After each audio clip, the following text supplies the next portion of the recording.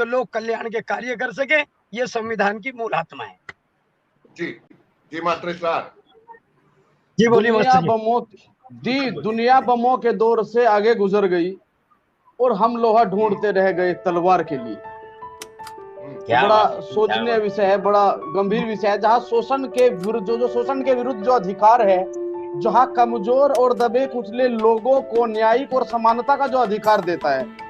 मेरी तो अपील ये है कि ऐसे लोगों को ना, जो संविधान की शपथ लेकर हमारे देश के जिनको हमने नेतृत्व करने वाला चुना है, जो समाज का नेतृत्व कर रहे हैं, जो नेता का काम होता है नेतृत्व करना, लीडर लीड देता है, तो हमें शर्म आनी चाहिए ऐसे लोगों पर जो समाज के जिन लोगों का जनता का वोट लेकर जो समाज का नेतृत्व करने के लिए चुने गए हैं और उन्हीं को अपने रास्ते का पता नहीं है। हमने बागडोर मैं कहूंगा कि ऐसे व्यक्ति कि अंधे के हाथ में अंधों का हाथ दे दिया, वो कहाँ ले जाकर तुम्हें धकेल देगा, किस गड्ढे में डाल देगा, ये बड़ा गंभीर और बड़ा सोचनीय विषय है। तो ऐसे लोगों के हाथों में बागडोर बिल्कुल नहीं देनी चाहिए, जिसे कम से कम अपने संविधान के मौलिक अधिकारों तक का ज्ञान न हो। मैंने कहा कि आज दुनिया बमों के दौर से आगे गुजर चुके हैं और आज भी हम तलवार के लिए लोहा ढूंढ रहे हैं। तो हम तो बड़े संघर्षशील है, जो लोग संघर्ष करके यहाँ तक पहुंचे हैं, उनके संघर्षों को, उनके शोषण को, और बाबा भीमराव अंबेडकर पर जो हमारी भीमराव अंबेडकर को हम बड़े आभारी ऋणी हैं। हम जो है पूरे कई पीढ़ी तक भी, जब तक ये देश, जब तक ये जीवन रहेगा, जिंदगी रहेगी, भारत रहेगा, तब तक हम बाबा साहब का ऋण नहीं उतार सकते। जो उनके द्वारा लिखित संविधान को, जिसको दुनिया विश्व जिनको महान समझता हो, एक आदमी, छोटा सा आदमी, एक छोटे से प्रदेश का छोटा सा मंत्री कहूंगा मैं, छोटे से प्रदेश का छोटा सा मंत्री, क्योंकि कुर्सियां आनी जानी रहती है, आती जाती सरकारों से कोई लेना नहीं। जो रब्बुल आलमीन है, जो परम पिता परमात्मा है, जो ईश्वर है, वो 1 मिनट करता है उतारने में भी और उसको उस इज्जत बख्शने में भी। उसको ये मालूम नहीं कि वो तो इज्जू मंतसा, वो तो जिल्लू मंतसा। इज्जत और जिल्लत का मालिक वो है। अगर वो चाहे तो तुम्हारी 1 मिनट में तुम्हारी गद्दी छीन सकता है और तुम्हें पूरे संसार के सामने बेइज्जत कर सकता है। जिन लोगों की भावनाओं का तुमने आहत किया है, वो जरा सी भी इस बात को कतई बर्दाश्त नहीं करेंगे और न ये बात बर्दाश्त होनी चाहिए। मेरी गुजारिश है, जितना ज्यादा से ज्यादा कड़े से कड़ा एक्शन लिया जा सके, मंत्री महोदय के खिलाफ वो एक्शन लेना चाहिए। सर मेरा निवेदन ये है, ये तो हाइपरबोलिक है थोड़ा सा, ये तो हाइपरबोलिक होगा थोड़ा सा। मेरी गुजारिश ये है कि जो नेतृत्व कर रहे हैं ना, जो नेता जिनका मंत्री जी का जो जिक्र चल रहा है, चुनाव अधिकार में जो आजकल एक ट्रेंड चल रहा है भारत में, सस्ती लोकप्रियता पाने का जो तरीका है, आप किसी भी मजहब, किसी भी धार्मिक पुस्तक, किसी भी धार्मिक जो है व्यक्ति, महान विभूतियों के खिलाफ आप कुछ गलत टिप्पणी कर दीजिए तो इस भारत में, हिंदुस्तान में आप बड़े जल्दी फेमस हो जाते हैं। तो सस्ती लोकप्रियता पाने का जो तरीका है, मेरी गुजारिश है चुनाव अधिकार से, चुनाव आयोग से मैं रिक्वेस्ट करूंगा, अगर कोई किसी की भावनाओं से खिलवाड़ करे, कोई पद पर बैठा हुआ, एक आम आदमी की बात नहीं करूंगा, जो पद पर आसीन है, जिसको चुना गया है, अगर वो किसी की धार्मिक या सामाजिक या इस तरह जो, और मैं इसको धार्मिक भी नहीं कहूंगा, क्योंकि संविधान के साथ पूरे 135 करोड़ लोगों की भावनाएं जुड़ी है। उन्होंने 135 करोड़ लोगों की भावनाओं के साथ खिलवाड़ किया है। ऐसे लोगों से चुनाव अधिकार ही छीन लेना चाहिए। इनको चुनाव लड़ने का अधिकार, आजीवन चुनाव अधिकार छीन लेना चाहिए। आपका ये विचार है, मैं इसको नम्र निवेदन यही कर सकता हूँ कि मैं इससे सहमत नहीं हूँ कि जो भी संविधान के खिलाफ कुछ कह दे। एक घर की छत है, एक आसमान है, तो जब तक छोटी सोच रहेगी, आपके अंदर कुंठा रहेगी, जब तक मनोज नैयर साहब को मैं सुनूंगा नहीं, साहिल साहब को मैं सुनूंगा नहीं, तो मुझे सबसे पहले व्यापक सोच का, बड़ी सोच का होना होगा। तो मानवता, राष्ट्र को, 2 चीजें हैं, राष्ट्र है भाई, पहले राष्ट्र आया है, राष्ट्रभक्त आए भाई, राष्ट्र पहले है तो, लेकिन राष्ट्रभक्त कौन है? सवाल इस चीज का है, हम अपनी मानसिकता, अपने मिजाजों की लोगों पे थोप रहे हैं और हम विकास के बिंदुओं से हट रहे हैं।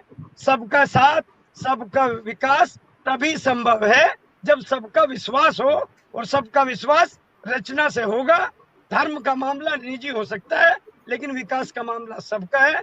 तो हमें सबको साथ मिलकर देश का विकास करना है। समाज का विकास होगा तो देश का विकास अपने आप होगा। मैं मौलाना संत, इनकी भूमिका जो थी वो आज भी है। प्रस्तुतिकरण का तरीका बदल गया है, उस तरीके को अपने अपने तरीके से लोग पेश कर रहे हैं। तो मेरा ये कहना है, सार्थक चर्चा करनी है, सार्थक दिशा में बढ़ना है। जो लोग कुंठा में हैं उनकी कुंठित सोच को छोड़कर हम व्यापक बनेंगे, तभी सर्वांगीण। जी, मास्टर इसरार खान, एक गाना बहुत मकबूल हुआ था, गाने के बोल थे, नफरत करने वालों के सीने में प्यार भर दो। कैसे होगा? बिल्कुल नफरत बिल्कुल सच है। देखिए, बिल्कुल नफरत की तो लोगों के दिलों में कोई जगह होनी ही नहीं चाहिए। नफरत, अभी अभी डॉक्टर बिलाल सबगा साहब ने, मेरे बड़े भाई ने बताया कि धर्म जोड़ता है और सियासत तोड़ती है। नफरत की सियासत बिल्कुल बिल्कुल बिल्कुल भी नहीं होनी चाहिए। और बताया कि देश जो है ना, देश में हमारा देश जो भारत है वो 3 चीजों से मिलकर बना है, भाव, राग और ताल। यहाँ भावनाओं का जहाँ समावेश हो, जहाँ एक दूसरे में तालमेल हो, जहाँ एक दूसरे में राग द्वेष की, प्यार से, मोहब्बत से एक दूसरे की भावनाओं को समझने की प्रवृत्ति है, उसका नाम भारत है। हमारे देश की जो संस्कृति की विशेषता रही है वो अनेकता में एकता रही है। भारत को विश्व गुरु कहा गया है तो अनेकता में एकता रही है। तरह तरह के फूल है, जो ये बाग है, बगीचा, बाग अगर बनता है वो विभिन्न फूलों से मिलकर बनता है। तो मेरी गुजारिश है, इस गुलदस्ते को ना, इस खूबसूरत गुलदस्ते को, इसमें तरह तरह के जो फूल है उनका समावेश ऐसे ही रहने दिया जाना चाहिए। नफरत करने वालों को मुंह तोड़ जवाब देना चाहिए। उसकी दोनों धर्म को आगे आकर हम सबको, आपको, हम सबको उसका विरोध करना पड़ेगा।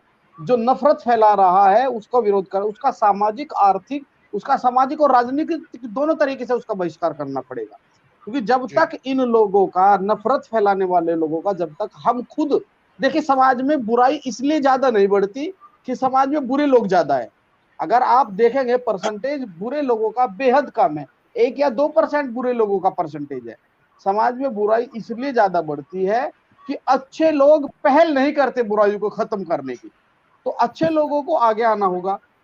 बहुत सा व्यक्ति ये सोचता है कि राजनीति एक खराब चीज है, गंदी चीज है, मैं इसमें नहीं पढ़ूंगा। लोकतांत्रिक राष्ट्र में every person is a part of politics. प्रत्येक व्यक्ति वो राजनीतिक है, चाहे तो वो राजनीति का शिकार है या वो राजनीति कर रहा है। तो राजनीति अगर कर रहा है कोई, वो भी राजनीति का हिस्सा है, और राजनीति का कोई शिकार है तो वो भी राजनीति का हिस्सा है। तो हम सबको क्यों ना राजनीति का शिकार होने के बजाय हम सब राजनीति का पार्ट बने। क्योंकि जब अच्छे लोग आएंगे, खुशबू फैलाने वाले, मोहब्बत फैलाने वाले, एक दूसरे के मिजाज को समझने वाले। ऐसा नहीं है कि देश में चुनाव जो है वो नफरत से ही जीते जाते हैं। बहुत सारे इस तरह के उदाहरण हैं जो मोहब्बत से, प्यार से और निर्विरोध भी बहुत से लोग चुने जाते हैं। तो किसी पार्टी का सिंबल लेने से ही आप जो है कोई राजनीतिक व्यक्ति नहीं होते। निर्दलीय भी बहुत सारे व्यक्ति होते हैं। तो अच्छे लोगों को आगे आना होगा। नफरत भरे लोग, नफरत से जो कूट कूट कर जिनके दिलों में नफरत भरी हुई है, उन लोगों को मुंहतोड़ जवाब देना होगा। जी, सुहेल भाई, आपने बिल्कुल कीमती बात कही। मेरे साथी सहयोगी मास्टर इसरार के शब्द थे, जब अंधों का हाथ अंधे को पकड़ा दोगे, जब जो लोग शिक्षित नहीं है, जिन्हें तरीका अंदाज नहीं है, जिन्हें गुफ्तगू की बात नहीं है, एक भोंकू लेकर जिन्हें सुबह से शाम तक सिर्फ एक ही राग अल्पाना है, तो माहौल तो ऐसा ही होगा। राज हक बात कही जाएगी, बेखौफो खतर, तुम मुझे यूं रस्नोदार से डराते क्यों हो। सकारात्मक है, उसी चीज का प्रचार करना चाहिए। इसरार ने कहा, साहिल भाई ने भी जो बातें कही, तो हमें तो, जो आप ये गंभीर चर्चा कर रहे हैं, इसका नाम कितना बढ़िया है, चर्चा है भारत। तो बात तो ये है, जो समझता है वो आपके साथ भी है। तो हमें समझदार समाज बनाना है, तभी शांति भी होगी। और नफरत करने वाला किसी भी धर्म का हो तो वो धर्मानी अधर्मी है। वो मैंने भी एमजेएमसी किया है, सब लोग शिक्षित बैठे हैं। मैंने अभी बताया ना, थोड़ी देर पहले भी मैंने बताया था, जो समस्या है ना, जैसे साहिल साहब ने बताया, 2019 में हमारा नारा भाईचारा मिशन का एक डेलीगेशन जम्मू कश्मीर गया। तो जम्मू के आर्य समाज मंदिर में प्रोग्राम रखा था, और वहां के लोग जो है, हिंदू लोगों ने प्रोग्राम रखा था। लोगों को दहशत ये थी, पुजारी तक दहशत में थे कि मुस्लिम आ रहे हैं दिल्ली से, पता नहीं कैसा होगा। लेकिन जब वहां आपके छोटे भाई मास्टर इसरार ने अपने भाषण की शुरुआत गायत्री मंत्र से की, और उनको बताया कि सूरे फातिहा और गायत्री मंत्र का मतलब ही एक है। उनको बताया कि आप साबिर अली कहे या संतोष पाल, आप कुर्बान अली कहे या त्यागराज, आप राम प्रकाश, राम का प्रकाश कहिए, या नूर मोहम्मद, मोहम्मद का नूर, ये सिर्फ और सिर्फ शब्दों का अंतर है। जब हमको इतनी समझ हो जाएगी कि आप जो है ईश्वर, अल्लाह सब तेरी ही तो नाम है, आप किसी भी भाषा में उसकी आराधना कर सकते हैं। हिंदी जानने वाले हिंदी में करेंगे, अरबी जानने वाले अरबी में करेंगे, इंग्लिश जानने वाले इंग्लिश में करेंगे। और मैं तो यहाँ तक कहता हूँ, जो गूंगा है, जो कि कोई भाषा भी नहीं जानता, वो भी उस रब्बुल आलमीन की, उस परम पिता परमात्मा की आराधना करता है।